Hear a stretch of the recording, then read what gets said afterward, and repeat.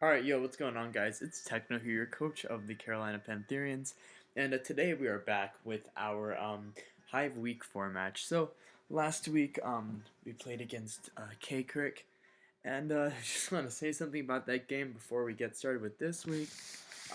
Yeah, I was pretty pissed, but obviously if you don't know that, like me getting that pissed, like I'm not actually that overly pissed about video games, just, kind of a joke amongst my friends. We like to get salty with each other. So yeah, it's all cool. Like, I don't think anyone really thought I was that, like, like a salty or whatever. But yeah, so we just gotta move on, you know. So now we're 1-2. I believe we're -4. So a win this week is really necessary.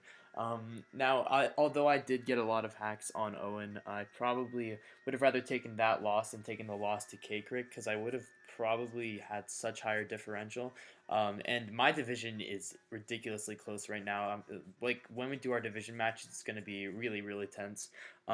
So yeah, no matter what, it should be fine. Anyway, so good Palazar, who is actually the commissioner of the league. So very looking forward to that battle. And you guys can see, I'm just gonna go off of my memory of his team, since right now the doc is updated, the sheet is updated, so I can't see what he had on his team. So I believe he had Mew, uh, he had Tapu Bulu, he had Mega Pidgeot, he had Crawdont, he had Tentacruel, Turtonator, he had Diancie, I'm pretty sure. Yeah, I'm sure he had Diancie. He had Zygarde 10%. Did I mention Bulu? Yeah, I'm pretty sure I did. And yeah, that's some of the mons I remember. If I remember anything else, I'll get into it in the battle. But yeah, so he has a pretty threatening team, just based on like what we see there. Got a lot of like really good offensive threats as well as like a couple of defensive threats. And oh, I think I said Diancie. I'm not sure, but he has Diancie on his team. Yes. So yeah. I think he doesn't like his team that much, but I think it is pretty good. I think that although it doesn't necessarily have like setup sweepers, it's still like a fine team to bring. There's still a lot of like potential with the team. So yeah, a really threatening team to face. Oh, he also has Magnezone, Manshao, and Claydol. That's the other mons he has. So first one I want to bring is, I realized like this week I kind of want to bring a Speed Pass team, as most weeks I do, and I named them all after Wreck-It Ralph characters, because King Candy is the goat. So yeah, let's just get right into the battle, or the not the battle, the team prep I brought. So I brought Scolipede with Mega Horn, Baton Pass, Earthquake, and Protect. Protect, obviously, so I get a guaranteed speed boost. This speed stat allows me to outspeed max speed Mienshao. Focus Sash means I don't die to any hit on this team, and then I can probably either Baton Pass or fire off a hit back, which is really nice versus mons like Scarf Manshao, Mega Pidgeot, even Diancie and stuff, as well as like Zygarde 10%. They're all stuff I want to be able to beat down. So I don't have an attack to hit the Pidgeot, but I think it's fine, because I do have a couple of responses to the Pidgeot, and everything on my team can hit Pidgeot pretty well, except for my Scolipede and my Gourgeist, which we'll get into in a sec. So yeah, this is going to be our Scolipede this week. Really straightforward. Hopefully, if I get off a Speed Pass, I can get into a Wing Con and then possibly just win this game. Speaking of, the next one that we have on this team is going to be our Blastoise, and you guys can see we have Rapid Spin, Aura Sphere, Dark Pulse, and Ice Beam. So, looking right at that set, there's a couple of things that this set does. Although it doesn't really beat down the Tentacruel very well. First of all, it's an outspeeding check to the Crawdont. Second of all, it's a Rapid Spinner. Third of all, it really dents a lot of his team. Like I said, no move to hit the Tentacruel, which might have been a mistake on my part, but either way, it should be fine. And I accidentally didn't run enough speed for the Bulu, but it's fine either way, because now I get to run Modest. So that oversight is still pretty fine. So yeah, that's going to be our Blastoise this week. Really nice offensive threat versus him. Next up, we have our Cobra Berry Gourgeist with Will-O-Wisp, Seabomb, Synthesis, and Phantom Force. This is mainly so I don't lose to a couple mons. Zygarde 10%, Mienshao, what else? Tapu Bulu, that's the big one. They're all very effectively walled by this mon, and I can just get off a Will-O-Wisp or something on the rest of his team. And yeah, this mon does very, very well versus him. So Cobra Berry is there because now I'm able to hit the Crawdont, or get like lure in the Crawdont, and I can take a knockoff. So Will-O-Wisp also there for stuff like Bulu. Phantom Force there because I need a last move, and Phantom Force is nice. Ghost Stab. Ghost Stab versus his team is pretty nice. I can't hit Pidgeot, obviously, But either way, it should be fine. So the next one that we do have is going to be our Thunderous with Assault Vest, Volt Switch, Sludge Wave, Hidden Power Ice, and Focus Blast with 172 HP, 128 Special Attack, and 208 Timid Speed. So yeah, this allows me to outspeed his it allows me to outspeed a max speed Mienshao because I thought that was the only one I'd want to be able to outspeed with this thing. Since obviously I can't outspeed Zygarde or Mega Pidgeot. And it does outspeed everything on his team besides those two, so it's totally fine. This is also a really nice response to the Pidgeot. It hits his whole team very hard. It comes in on many Pidgeot attacks, and then I can get off a Volt Switch or a Focus Blast or just whatever I need to. And the extra HP investment is mainly there so that versus Amon versus Crawdon, I can take a +2 Life Orb Aqua Jet. That's why I viewed it that way. The next one that we have on our team is going to be our Hydreigon with Draco Meteor, Flash Cannon, Earthquake, and Dark Pulse. Now, it might have been a mistake to not run Flamethrower or U-Turn on this set, but either way, it should be fine. I ran Earthquake mainly because I wanted to hit the Tentacruel really hard, as well as the Magnezone. Earth Power doesn't do nearly the job that Earthquake does versus Tentacruel, just because of how much more especially defensive it is than physically defensive. But yeah, this thing's a nuke versus his team, as well as like a really nice check to a lot of Mons. Draco Meteor doesn't really have a great switch into, except for maybe the Magnezone and the Diancie. And then those two just get bopped by Flash Cannon and Earthquake respectively. And then Dark Pulse is nice for the Mew. So yeah, that is the purpose of Hydreigon. This matchup, the last one that we do have, this was a really big mistake in battle. And I'm keeping it here because I did do it and I want to show that I did it. So when I first made this set, I just put Gunk Shot on it. And my idea was this would just be a nice rocker. Maybe Gunk Shot lure in the Bulu if it comes in. But then I realized I can just kill the Bulu with Poison Jab if he's a more offensive set. And even if he's not, I still have a very good chance to kill with Poison Jab. So I just brought Poison Jab. But I guess I forgot to take Gunk Shot off. So what was meant to be Stealth Rocks is instead Gunk Shot, which is nearly entirely useless versus his team. So that kind of sucks. But either way, it's fine. Because with this breed, I'm able to outspeed everything on his team at +2 for my Scolipede, and then I can like Stone Edge. Lumberry is there in case he has like the Mirror in or something, or the Tentacruel and Scald burns me. I don't want that to happen. And if the Mew like goes for Will-O-Wisp, then that's like if I Earthquake and I have a shot to 2-KO him based on his spread, then I can possibly bait him for Will-O-Wisping and not recovering, and that'll be great versus my team.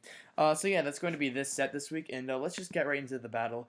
So you guys can see my opponent brings a team of Tapu Bulu, Turtonator, Tentacruel, Magnezone, Zygarde, and Mega Pidgeot. And I was really nervous going into this match because I literally just woke up when we did it, and yeah, it was pretty intimidating. I don't know if you guys can hear the music right now, but either way, should be fine. I'll actually turn it down. But yeah, so based on this, like, the team he brought, I decided that Hydreigon could really do well versus everything on his team. So I'm just actually gonna lead right off versus it, as he leads off with the Bulu. Now, since I'm not Specs or anything, I'm not gonna be able to kill this Bulu turn 1. So right off the bat, I'm just gonna get right out of there, go into my Gourgeist as he makes a switch into the Tentacruel. Totally fine play. Because now on this turn I knew he was gonna either try to get up a Toxic Spike or something, maybe even fish for Scald Burns, or I don't know. There was also a chance he goes Turtonator. I can Volt Switch on that. So yeah, there were a couple plays to do, and either way, my Thunderous is a very good middle ground play, and I get the play very, very right because he goes into the Pidgeot. So yeah, that's very good. I go for Volt Switch, and I believe this damage tells me that he is Assault Vest on his Turtonator, which is a pretty nice response to the what's it called, the Thunderous. And yeah, I'm sorry if you guys just heard my doorbell right there. But yeah, so I'm gonna go into my Fix-It Felix on the Turtonator, and here I'm actually just going to click Dark Pulse. Nothing wants to really take a hit, and Magnezone takes so much damage from that Dark Pulse, so that's great. Here I go right into my Donphan. Now, there's a couple of things that should be noted. So, since I am sturdy, he probably knows I have Poison Jab, and I don't think he'd risk his Tapu Bulu, but it's not worth it for me to click anything else, because versus anything else, I kill something. Like, literally, Donphan gets a kill right here, unless he plays smart around it. So, let me explain how he can play smart around it. So, if he goes into Tentacruel, then goes back into Bulu, getting the grassy terrain up, and then he can go into, like, Turtonator or something, or even back to Tentacruel, then he effectively dodges getting losing him onto this thing. So what's actually gonna happen here is he's gonna go Tentacruel, and I'm gonna go for Poison Jab. That's totally fine. Now, um, although like he can possibly scald me, and he can either like bring me down pretty low. He won't bring me down to 30 unless he's very offensive with like Surf or something. But he can bring me very, very low. And based on what I had this huge feeling that he'd just go right back into the Bulu, trying to bait out my Earthquake. And yeah, basically that's why I go for Poison Jab on this turn. So we're gonna see how that turns out. Guys, we'll see. He goes into. Oh, he actually switches out and he goes into the Bulu, and that means that we get rid of the Bulu like on turn 7. That's a really good play, really big play from me, and yeah, super excited about that.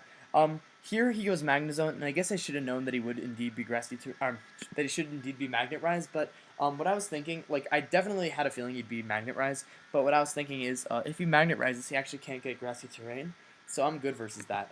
And either way, I can bring in my Thunderous versus him because it means that I will be able to just go right for the Focus Blast, since he'd probably Flash Cannon on that turn, if anything. So yeah, I can go for Focus Blast. As long as I just hit one, should be good. So I missed the first one. It means I take a lot of damage on Thunderous. And yeah, I missed 2. So that's annoying, but it should be fine versus me. I go for Volt Switch here. He obviously can't. He obviously like won't break to that Volt Switch because Magnezone is pretty bulky. Thunderbolt's here. Luckily, no Para this turn. As I just go for Dark Pulse. As he's going to go for another Thunderbolt, do quite a bit of damage to me, but not enough to kill, and then I just go right for another Dark Pulse. And here, he's going to go into his Tentacle. No reason for me to really keep this thing around, as I'm just going to go for the Dark Pulse here. Maybe I could have kept it around, but I just didn't think it would be too necessary, because here I have a very good game plan to win. So I go into my Scolipede and Earthquake.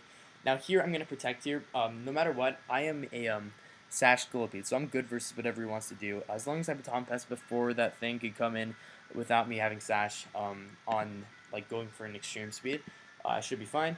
He actually Dragon Tails me there, so good prep on his part. But no matter what, I'm still like pretty solid versus him, because I can just Earthquake here. Even if he went Pidgeot, I get a speed boost, and he told me he was sub after the game, but basically since my Donphan is still at full, and also my Blastoise is still at full, all I needed was to just not get Hurricane confused, and I won the game. Because, he basically, okay, let me explain that. So basically, he has to go for one of those attacks on me. Well, he actually also has to win a 50-50 more than likely, because I can go into, my Scolipede, and he can try to Extreme Speed. Actually, I'm just not even going to explain this. It's really complicated, and I'm going to mess it up.